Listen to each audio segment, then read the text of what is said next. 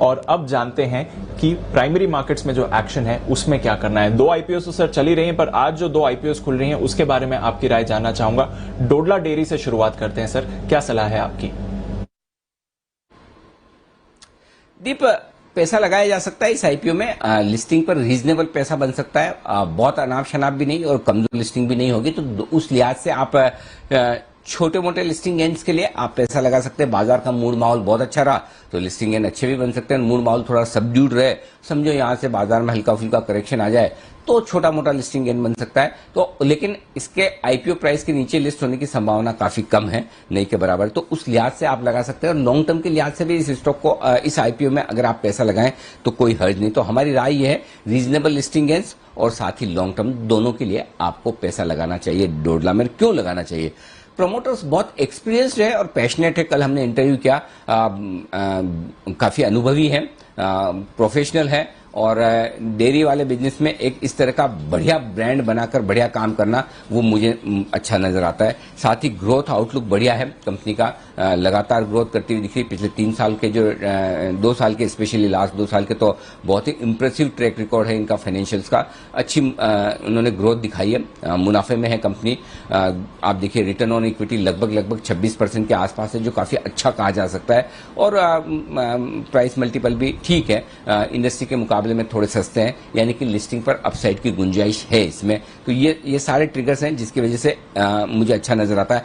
IFC मतलब IFCI नहीं, international finance corporation, ये कंपनी में ऑलरेडी 5.5% हिस्सेदारी रखता है। कल परसों जो मैं एंकर बुक देख रहा था, एंकर बुक में आईएफसी ने और खरीदा है। आमतौर पर जनरली जो इन्वेस्टर्स आईपीओ के पहले से पैसा लगाकर बैठे हैं, वो आईपीओ जब आता है तो थोड़ा एनकैश करते हैं, थोड़ा बेचते हैं, थोड़ा प्रॉफिट बुक करते हैं। इसमें एक विपरीत चीज दिखी है, आईएफसी और स्टेक बढ़ा के कॉन्फिडेंस बढ़ाता है कि आईएफसी जैसे बड़े इन्वेस्टर ने और आईपीओ में एंकर बुक में पैसा लगाने का डिसीजन लिया है। तो मुझे लगता है ये एक और मुझे अच्छा पॉजिटिव लगा, जिसकी वजह से आपको आईपीओ में पैसा लगाना चाहिए। नेगेटिव क्या है?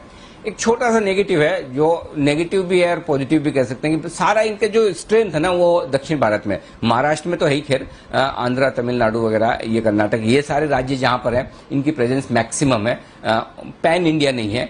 तो बट ठीक है, इन्होंने अपना मार्केट मजबूती से पकड़ा हुआ है, तो उस लिहाज से मुझे लगता है कि ये अच्छा आईपीओ है जहां पैसा लगाना चाहिए। लिस्टिंग पर भी पैसा बन सकता है, कम बने या ज्यादा अलग बात है, बन सकता है लिस्टिंग पर भी। और लॉन्ग टर्म के लिए भी इस स्टॉक को आप पोर्टफोलियो में रखेंगे तो कोई हर्ज नहीं है। ये मेरी राय है डोडला पर। जी दीप, तो अगर आप ये जो 4 आईपीओ जो 2 आज बंद हो रहे हैं दीप और 2 आज खुल रहे हैं, इन चारों आईपीओ में पैसा बनाने के लिए आज से आप मुझे पूछेंगे कि किसमें बेस्ट पैसा बन सकता है, तो मेरे हिसाब से श्याम मेटेलिक्स नंबर 1 पर होगा लिस्टिंग पर और लॉन्ग टर्म के लिहाज से।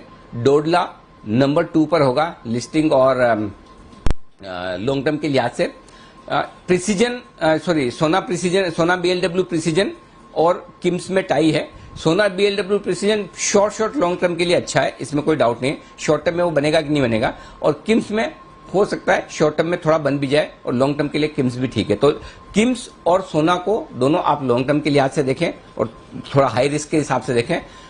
बाकी कम रिस्क वाले और सेफली पैसा आपको लगाना है तो ये दोनों ठीक है, आपका श्याम और डोडला डेयरी, इन दोनों में पैसा लगाइए। जी दीप, क्लियर है सर। तो ये आपके लिए सलाह है, श्याम मेटालिक्स और डोडला दोनों पर लिस्टिंग गेन के लिए तो जरूर ही पैसा लगाएं, वैसे भी अच्छे स्टॉक्स हैं। साथ ही सोना और किम्स ये लॉन्ग टर्म इन्वेस्टमेंट के लिए अच्छे हैं। और किम्स के बारे में ऑफकोर्स आज थोड़ी और डिटेल्स भी जानेंगे जब 11:15 बजे मैनेजमेंट हमारे साथ जुड़ेगी न्यूज पर व्यूज में। पर आईपीओ मार्केट गर्म है, 4 आईपीओ पर फोकस है और 2 जो आज खुल रही हैं उस पर भी अनिल जी ने आपको सलाह दे दी है। दूसरा जो आईपीओ है वो है डोडला डेयरी। ये भी आज खुल के फ्राइडे को बंद होगा। 421 से 428 का प्राइस बैंड, 516 करोड़ रुपए जुटाने की योजना, फ्रेश इशुएंस 50 करोड़ का, बाकी 466 करोड़ रुपए के मौजूदा शेयरधारक बेचेंगे, यानी कि ओएफएस होगा। लार्जली टीपीजी जो इन्वेस्टर है उसको एग्जिट प्रोवाइड किया जाएगा और प्रमोटर्स भी कुछ छोड़ रहे हैं माल। 68.5 से रिड्यूस होकर 64.2% पे पोस्ट आईपीओ। 35 शेयरों का लॉट साइज, एक लॉट के लिए 14,980 रुपए देने होंगे। इन्होंने भी 156 करोड़ रुपए मोबिलाइज कर लिया एंकर इन्वेस्टर्स से। ये कंपनी का बता दूं quickly, south India based integrated dairy company है, मिल्क और मिल्क प्रोडक्ट्स बेचती है। 3 जाने माने ब्रांड्स हैं, डोडला डेयरी के नाम से, डेयरी टॉप के नाम से, डोडला प्लस के नाम से। और पिछले 3 सालों से आय 16% सालाना और इबीटा 12% सालाना की दर से बढ़ रहा है। नेट कैश कंपनी है और ये जो 50 करोड़ रुपए का फ्रेश इशुएंस है दरअसल बैलेंस शीट को और स्ट्रेंथन करता हुआ नजर आए। क्या इन आईपीओस में पैसा डालना है, ये आपको बताती हुई दिखेंगी आईपीओ एक्सपर्ट आस्था जैन जी। आस्था जी, गुड मॉर्निंग। बताइए, आपकी आस्था है क्या डोडला डेयरी और किम्स के आईपीओ में? क्या यहाँ पर निवेश करें?